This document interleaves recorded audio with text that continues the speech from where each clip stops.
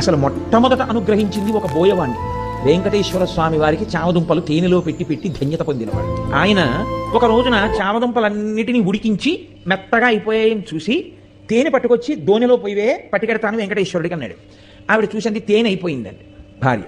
ఆయన అన్నాడు, రా మన ఇద్దరం వెళ్ళి తేనె పట్టుకొద్దాం. కొడుకుని పిలిచి అన్నాడు, రే నువ్వు ఈ చామదుంపలు జాగ్రత్తగా చూస్తుండు, నేను అమ్మ వెళ్ళి తేనె పట్టుకొస్తాను. అలాగే నాన్నగారండి అన్నాడు. వాడు కూర్చున్నాడు.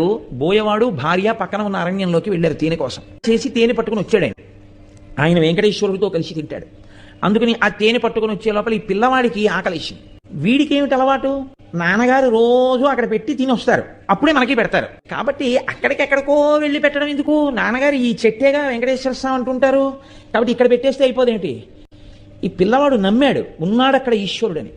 తినేశాడు చెట్టు రూపంలో ఈశ్వరుడు. తినేస్తే తండ్రి వచ్చాడు, వీడు మిగిలినవి తినేశాడు. స్వామికి పెడితే తినేచ్చుగా, తినేశాడు వాడు.